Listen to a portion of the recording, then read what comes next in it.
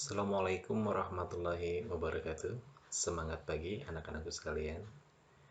Selamat datang dan selamat bergabung di SMK Al-Ihsan Batu Jejar.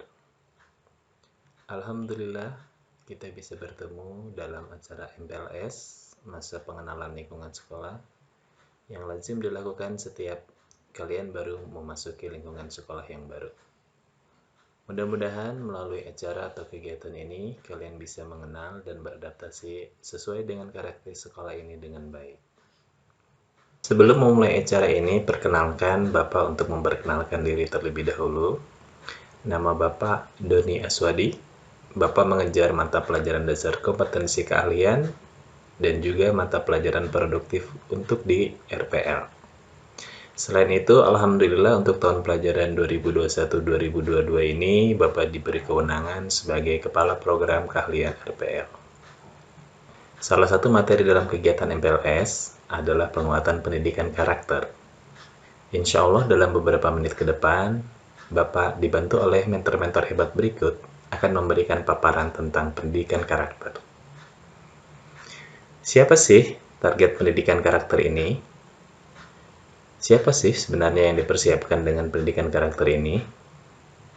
Jawabannya adalah kalian. Ya, kalian.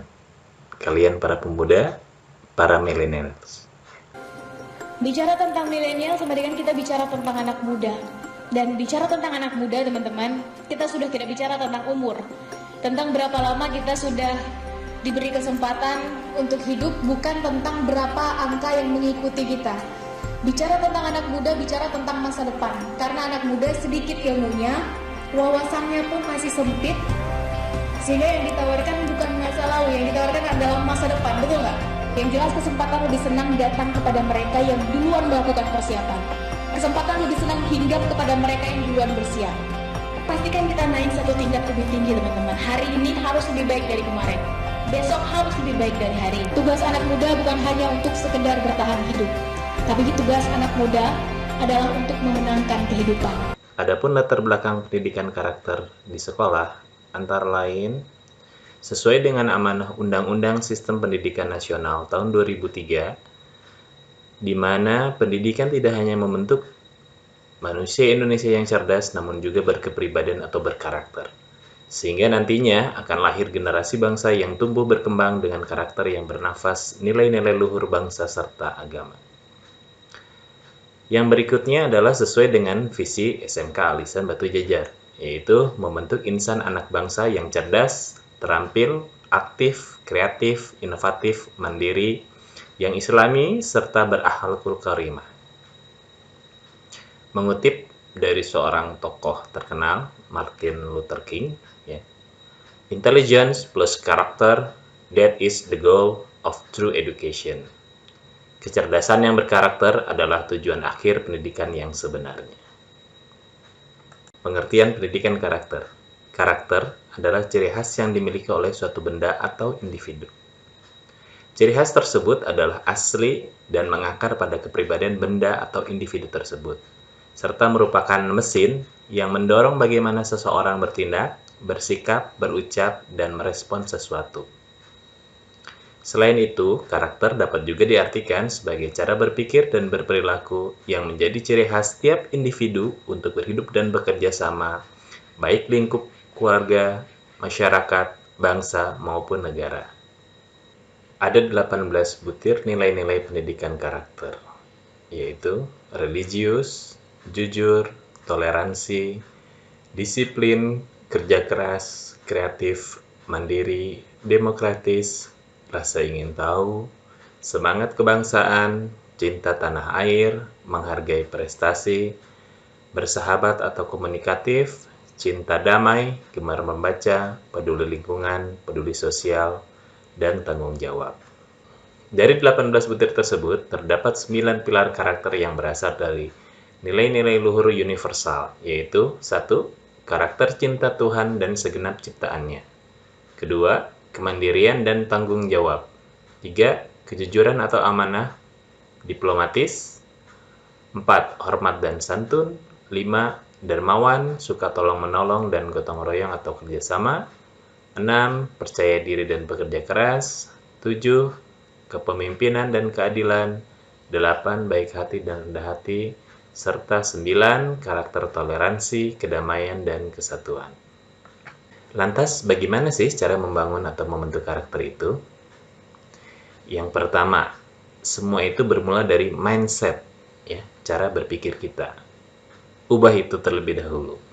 Seorang Perdana Menteri perempuan pertama Inggris, Margaret Thatcher, pernah mengatakan, "Watch your thought, for they become your words. Watch your words, for they become your actions. Watch your actions, for they become your habits. Watch your habits, for they become your character. Watch your character, for they become your destiny." In other words, what you think, you become. Perhatikan apa yang kita pikirkan, karena itu akan keluar menjadi ucapan, menjadi kata-kata. Perhatikan apa yang kita ucapkan, karena itu akan keluar menjadi tindakan, menjadi actions. Perhatikan apa yang kita lakukan, karena ketika itu diulang-ulang terus, dia akan menjadi habits, kebiasaan.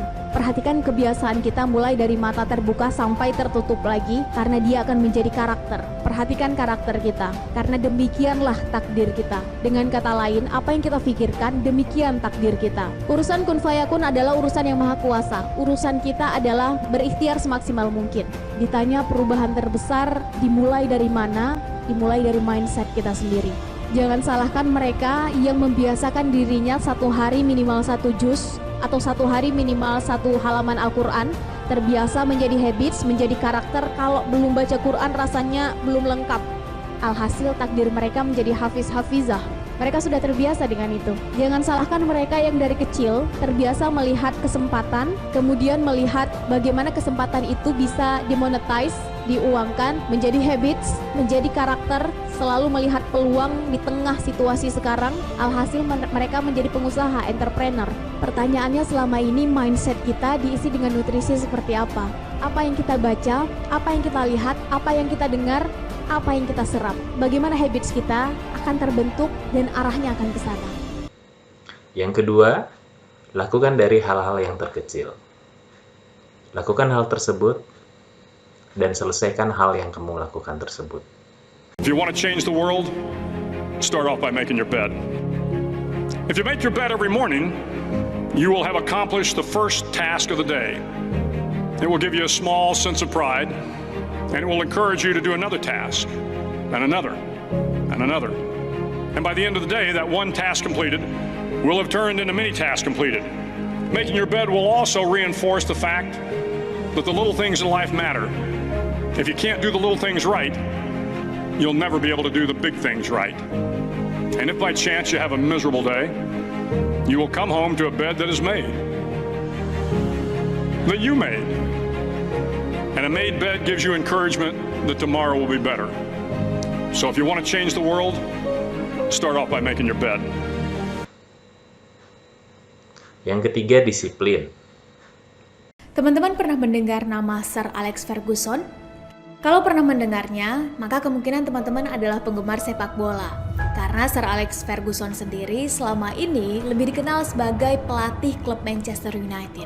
Namun, bukan sepak bola yang ingin Sally bahas di sini, melainkan prinsip yang Sir Alex Ferguson pegang, yang bisa mengantarkannya menjadi salah seorang pelatih terbaik dalam sejarah sepak bola. Prinsip itu setidaknya tercermin dalam salah satu ungkapan terkenal beliau, yang berbunyi, "Once you bid farewell to discipline, you say goodbye to success." Yang bisa kita artikan kurang lebih, begitu kita mengucapkan tidak atau selamat tinggal pada disiplin, maka sejatinya kita sedang mengucapkan selamat tinggal pada kesuksesan. Ya, kita pasti sepakat dengan ungkapan tadi. Karena kesuksesan pada dasarnya adalah hasil atau akumulasi dari kedisiplinan-kedisiplinan yang terus kita biasakan dan kita jaga. Sir Alex Ferguson sudah membuktikannya. Pastikan kita adalah yang selanjutnya. Semangat selalu untuk kita semua.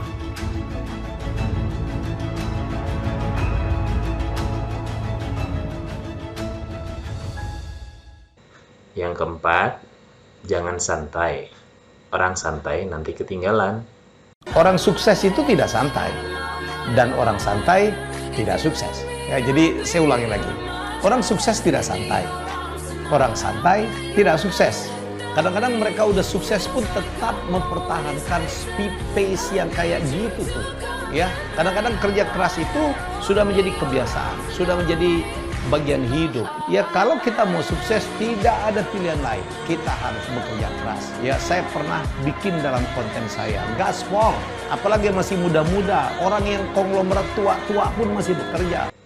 Apalagi malas. Kita pasti pernah merasakan ingin sukses tapi malas berusaha, ingin nilai bagus tapi malas belajar, ingin sehat tapi malas berolahraga, ingin banyak uang tapi malas berjuang, bahkan ingin masuk surga tapi malas berbuat kebaikan dan meninggalkan kejahatan. Perasaan tadi tentu normal dan manusiawi, karena pada dasarnya manusia tentu lebih suka dengan zona nyaman dan aman. Namun terlepas dari perasaan kita tadi, kita juga pasti sadar bahwa kalau kita ingin sukses, maka harus berusaha. Kalau nilai kita ingin bagus, maka jangan malas belajar. Kalau kita ingin sehat, maka jangan malas berolahraga. Kalau ingin banyak uang, maka jangan malas berjuang. Dan kalau ingin masuk ke dalam syurganya, maka jangan malas berbuat baik. Tidak perlu takut untuk berjuang dan berproses. Karena pada akhirnya kita harus ingat, our struggle today is our story tomorrow. Bahwa perjuangan kita hari ini akan jadi kisah sukses dan indah kita di esok hari. Bukan begitu teman-teman? Yang kelima, selalu belajar. Belajarlah dari apapun, siapapun, kapanpun. Jangan pernah berhenti belajar.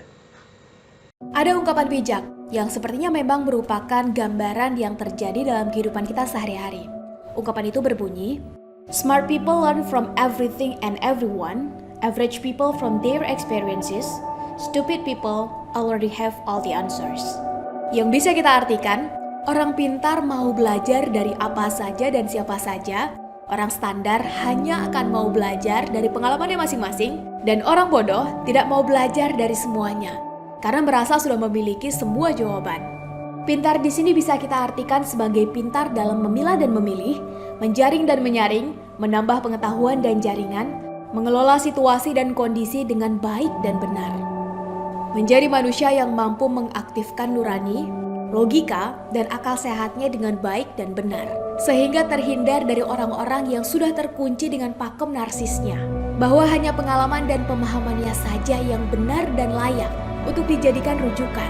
Semoga kita termasuk dalam kelompok smart people tadi, dan bukan lagi average, apalagi stupid. Yang keenam, perhatikan dengan siapa kamu bergaul. Bergaullah dalam lingkungan positif yang bisa membantu memperbaiki dirimu untuk menjadi yang lebih baik. Teman, tahukah kita bahwa dalam kehidupan ini yang bisa menular itu bukan hanya penyakit. Ada kebaikan, kejahatan, kepedulian, ketidakpedulian, kedisiplinan, rasa malu, rasa tidak tahu malu, keberanian, dan berbagai sifat serta sikap lainnya pun bisa menular dalam kehidupan ini. Kita pasti sering melihat bagaimana seorang yang memiliki kebaikan berlebih akan berbagi kebaikan itu pada orang lain yang membutuhkan. Demikian pula orang yang dikhianati dan dijahati oleh orang lain. Pada akhirnya ada yang merasa tidak bersalah ketika harus mengkhianati dan menjahati orang lain.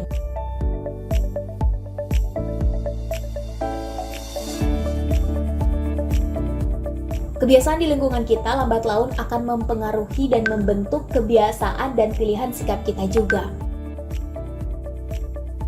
Di video ini, kita bisa melihat bagaimana ketidakpedulian satu bisa mempengaruhi ketidakpedulian lainnya.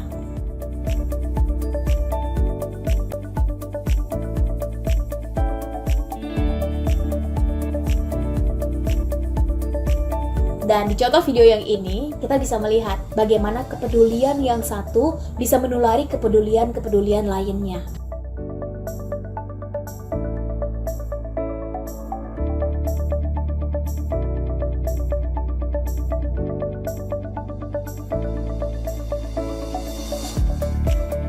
Oleh karena itu teman-teman semua, mari berfokus pada kebaikan dan kepositifan, dan biarkan hanya sikap dan sifat itu yang menular pada diri kita. Yang ketujuh, apapun yang terjadi, apapun yang kalian hadapi, kuatlah, be strong, ya, be tough. Jangan cengeng. Selama ini banyak di antara kita yang sering mengeluh karena merasa keadaan, lingkungan, dan dunia terlalu keras dan tidak bersahabat terhadap diri kita. Namun, benarkah itu semua? Keadaan, lingkungan, atau dunia yang terlalu keras kepada kita? Atau jangan-jangan kitanya yang selama ini terlalu lembek dan banyak pemakluman terhadap diri sendiri? Yang jelas kita semua pasti tahu dan sadar bahwa ada harga yang harus kita bayar untuk sampai pada hal yang kita cita dan idamkan. Ingin banyak uang, ingin peringkat bagus, ingin diakui, ingin dihormati, itu pasti ada harganya. Ingin masuk ke sekolah favorit, ingin masuk ke kampus dan jurusan idaman, serta ingin masuk ke tempat kerja impian, juga tentu ada harga tebusannya. Tidak ada hal hebat dan luar biasa di dunia ini yang bisa ditebus dengan harga yang murah dan mudah, kecuali memang kalau itu adalah hal yang murahan. Hampir semua orang hebat melewati proses penebusan harga itu, baik para ilmuwan, ulama, pengusaha, negarawan, atau tokoh-tokoh hebat lain pun pasti melakukannya. Oleh karena itu, yuk kita cicil harga yang harus kita bayar untuk semua harap dan cita kita itu dengan berencana lebih matang, berpikir lebih serius, dan berusaha lebih keras. Jadikan terasa lelah, kantuk, keringat, dan air mata sebagai konsekuensi yang biasa. Jadikan hinaan, makian, dan cemoohan sebagai teman sekaligus bahan bakar di perjalanan. Perlahan namun pasti, kalau kita serius dengan semua rangkaian usaha itu, maka manisnya perjuangan akan kita rasakan. Keras dan disiplinkanlah diri kita sendiri. Karena kalau kita gagal dalam mendisiplinkan diri sendiri menuju cita-cita, maka dunia akan terasa keras dalam memperlakukan kita. Atau dengan kata lain, keraslah sekarang kepada dirimu sendiri, atau dunia yang nantinya akan keras kepadamu. Setuju? Yang kedelapan, jangan takut gagal. Teruslah mencoba. Teruslah berusaha. Gagal, coba lagi. Gagal, coba lagi. Ada ungkapan bijak dan bertenaga yang berbunyi, "If you don't fight for what you want, so don't cry for what you lose." Yang artinya, kalau kamu tidak benar-benar bertarung untuk apa yang kamu inginkan, maka jangan menangis untuk apa yang tidak kamu dapatkan. Ya, banyak di antara kita selama ini mengeluh, kenapa hidup kita susah, tidak ada kemajuan, tidak punya kawan, tidak punya pekerjaan, tidak punya masa depan, dan lain-lain. Yang sayangnya, banyak keluhan dan renungan kita itu justru muncul di sela-sela waktu tidur kita yang panjang, di sela-sela permainan game kita yang tidak bisa kita hentikan, di sela hari demi hari, pekan demi pekan, bulan demi bulan, dan tahun demi tahun yang kita buang secara sadar dan dengan percuma. Sudah saatnya kita akhiri siklus tak berkesudahan itu. Yuk, jangan jadi manusia yang cengeng. Kalau kita ingin menjadi lebih baik, mari tunjukkan keseriusan kita dalam memperbaiki diri. Tunjukkan totalitas kita dalam menggapai cita-cita. Tunjukkan bahwa semua hinaan, kesakitan, dan penolakan itu hanya akan jadi bahan bakar kita menggapai kesuksesan yang kita cita-citakan. Mari kita ingat bahwa mengeluh tanpa berjuang adalah pekerjaan seorang pecundang, dan berjuang tanpa mengeluh adalah pekerjaan seorang pemenang. Mari buktikan bahwa kita semua adalah para pemenang. Semangat!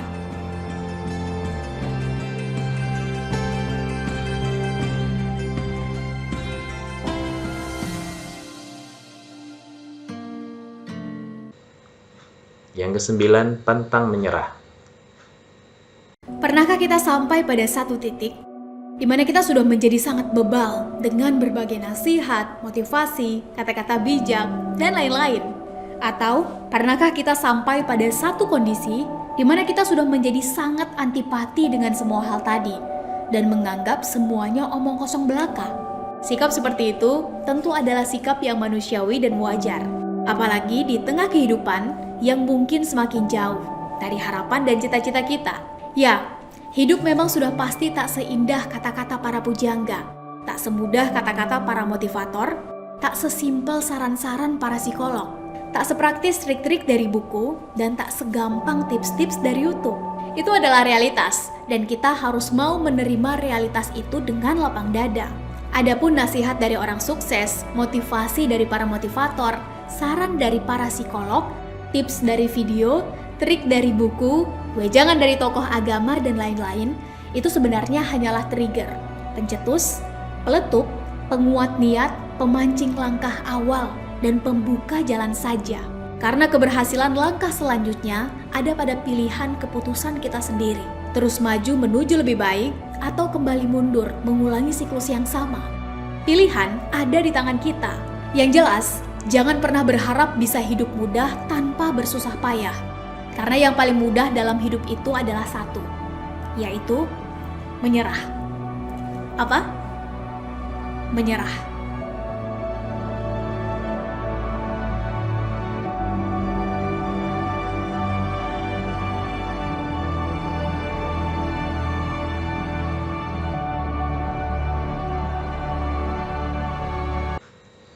Yang ke-10, tidak ada hal yang mustahil. Kegagalan boleh membuat kita bersedih. Kegagalan boleh membuat kita kecewa. Kegagalan boleh membuat kita terluka. Kegagalan boleh membuat kita berduka. Namun satu hal yang tidak boleh, kegagalan tidak boleh membuat kita putus asa. Karena kegagalan bukanlah hal permanen yang akan selalu hadir dalam kehidupan kita. Karena kegagalan hanyalah bagian biasa dari sebuah perjalanan menuju tercapainya cita-cita. Karena kegagalan adalah bumbu rahasia istimewa agar kesuksesan di akhir terasa lebih nikmat adanya. Gagal hari ini belum tentu akan gagal di esok hari. Gagal kesempatan ini belum tentu akan gagal pada kesempatan nanti. Jadi, kalau kita hari ini sedang berkutat merasakan kegagalan itu, baik dalam urusan pendidikan, pekerjaan, hubungan, pencapaian, dan lain-lain, maka yuk kembali bersiap dan sing-singkan lengan untuk memulai kembali perjalanan. Karena kegagalan hanyalah sebuah koma tanda jeda, bukan tanda seru apalagi titik. Kebangkitan adalah tanda seru kita dan kesuksesan adalah titik akhir kita. Semangat!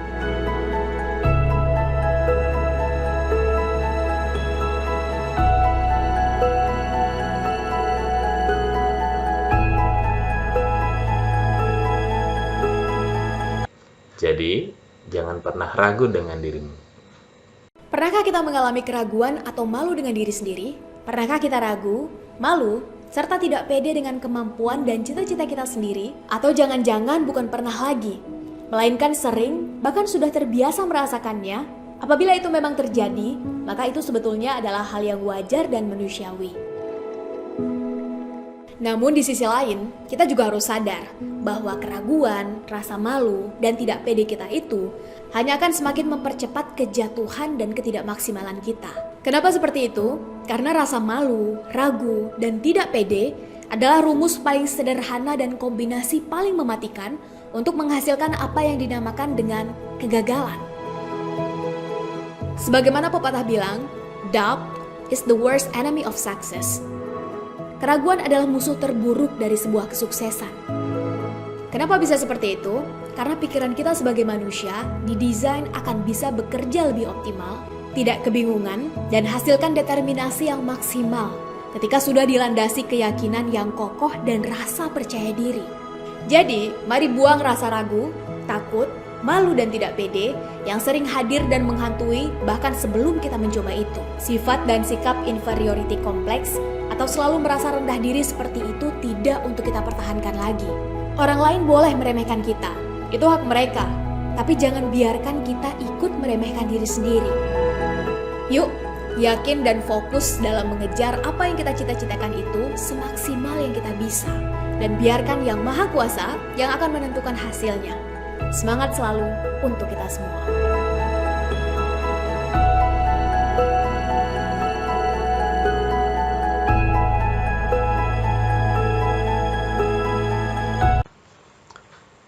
Jadi, dari paparan tadi di atas, kesimpulan apa yang bisa kita tarik? Menurut pendapat Daniel Goleman, keberhasilan seseorang di masyarakat ternyata 80% dipengaruhi oleh kecerdasan emosi, dan hanya 20% ditentukan oleh kecerdasan otak. Mengutip sebuah hadis, pit yang kuat lebih baik dan lebih dicintai Allah daripada mukmin yang lemah, dan pada keduanya ada kebaikan. Hadis riwayat Muslim. Maka, mukmin yang berkarakter itu seharusnya kuat secara intelektual atau cerdas, kuat secara fisik, sehat ya, kuat secara spiritual maupun kuat secara emosional. Jadi, mulailah ubah dirimu menjadi pribadi dengan karakter yang hebat. Ada sebuah peribahasa yang berbunyi, change yourself, change your future, yang artinya, ubah dirimu sendiri, maka kamu merubah masa depanmu. Kalau yang tadinya kita suka bangun kesiangan, maka mari sekarang bangun lebih pagi. Kalau yang tadinya kita suka lalai, maka mari sekarang lebih disiplin lagi. Kalau yang tadinya kita suka malas, Maka mari sekarang lebih rajin lagi. Kalau yang tadinya kita suka banyak lakukan kesalahan, maka mari sekarang mulai kurangi dan perbaiki. Kalau yang tadinya kita suka banyak bermain, maka mari sekarang lebih serius lagi. Kalau yang tadinya kita suka sembarangan dalam pergaulan, maka mari sekarang lebih selektif lagi. Jangan sampai kita termasuk orang-orang yang punya target besar dan ingin menjadi pribadi yang lebih baik lagi dalam segala hal, namun kita tetap apa adanya seperti biasa, tak melakukan perubahan apapun menuju arah yang lebih baik. Karena itu sama saja kita mengamini sindiran atau ledekan yang diungkapkan oleh seorang Albert Einstein yang berbunyi, "Insanity is doing the same thing over and over again, but expecting the different result." Kegilaan adalah melakukan hal yang sama berulang-ulang kali, namun mengharapkan hasil yang berbeda. Sehingga, apabila kita tidak mau dianggap orang gila atau mengidap kegilaan, maka mari change ourselves so we can change our future. Mari ubah diri kita menjadi lebih baik, agar masa depan kita pun ikut berubah menjadi lebih baik juga. Semangat!